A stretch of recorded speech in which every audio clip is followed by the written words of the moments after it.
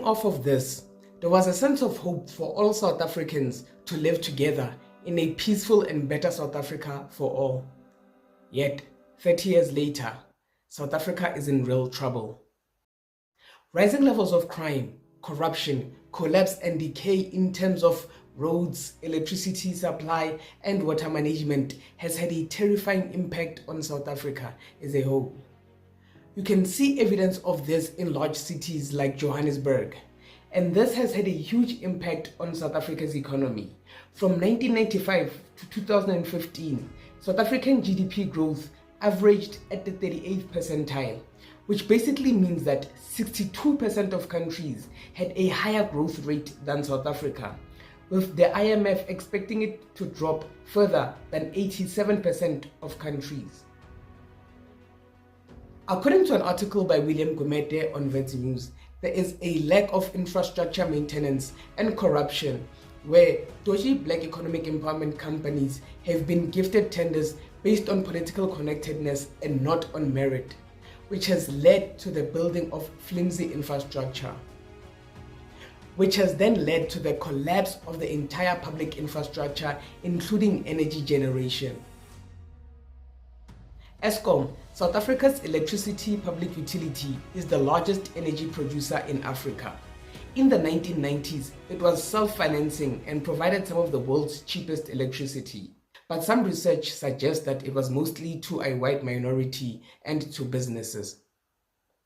After the end of Apartheid, there was a desire to extend this supply of electricity to townships, but this was not matched by investment in new power stations. With this, and people being illegally connected to the national electricity grid, which in Gauteng cost Eskom around 7 billion rands a year. And decades of Eskom's aging coal-powered plants being poorly maintained and undermined by theft of things like coal and copper led to long-term load shedding, which Investec estimates cost South Africa around 300 billion rands in 2022.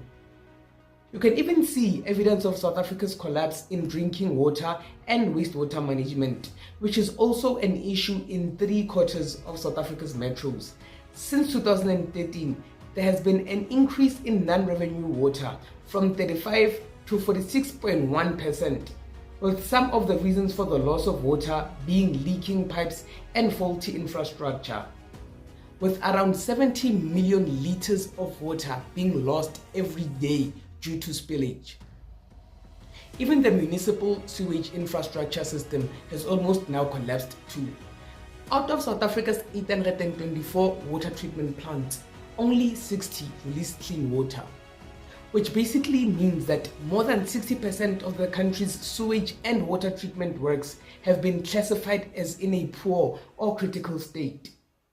This makes me wonder about the impact of this in a country with more than 60 million people.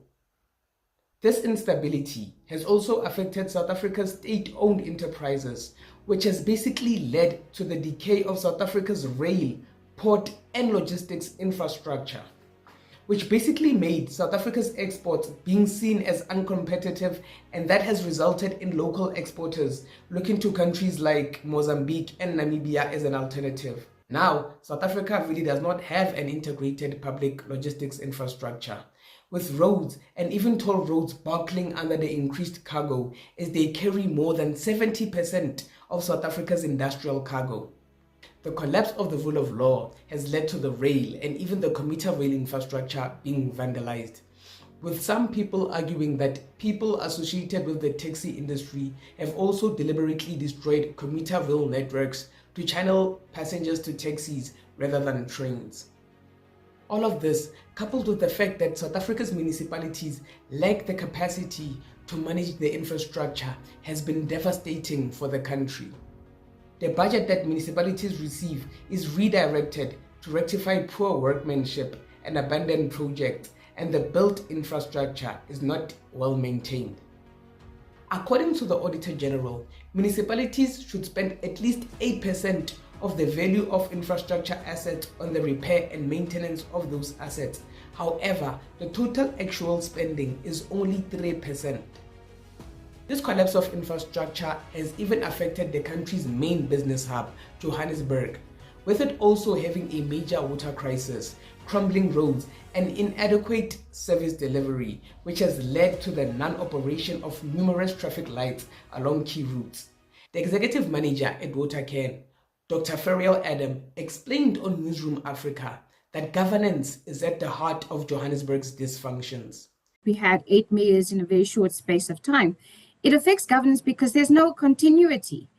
So what that does is a few things. One is it affects leadership. And if you don't have leadership in the city, you're basically floundering. You cannot get things done. The second thing it does is that it allows and it opens the door for corruption, mismanagement, all of that. And when that happens, then you are not getting your services on track and you're not making sure that your city is operating. An interesting summation of it was on an article on the Daily Investor, which described Johannesburg as a city now defined by chaos, crime, and corruption, exacerbated by political infighting and incompetent public servants.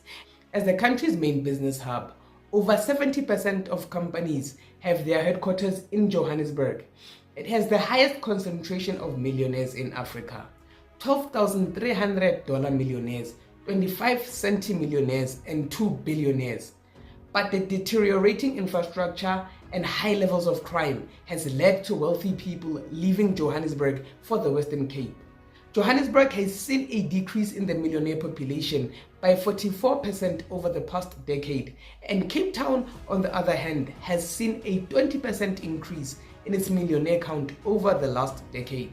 Cape Town is set to surpass Johannesburg as Africa's wealthiest city by 2030, which has unfortunately led to some experts like Henley and Partners expecting several major Johannesburg-based companies to move their head offices to Cape Town over the next decade.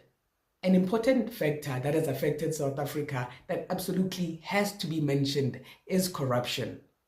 An article on corruptionwatch.org highlights that there are people who struggle to get help from the police, with some stating that they had to offer a bribe.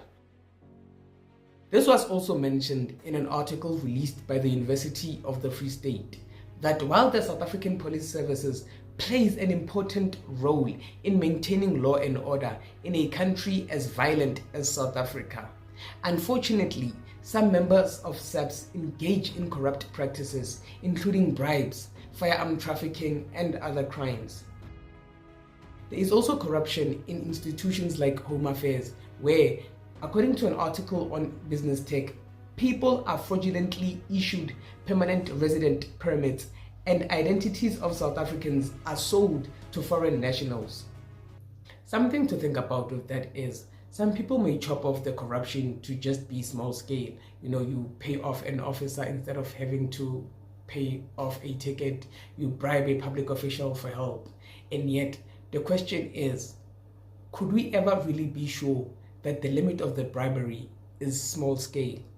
What happens when someone comes in with the right amount of money, asking for help in getting dangerous people into the country, smuggling drugs, or trafficking human beings? What happens to the country if this continues for the next 50 years? In a country where nearly half of all young people do not work and where 56% of the population lives in poverty, what is going to happen to the people who are going to inherit this country? Thank you for watching. Until next time, cheers.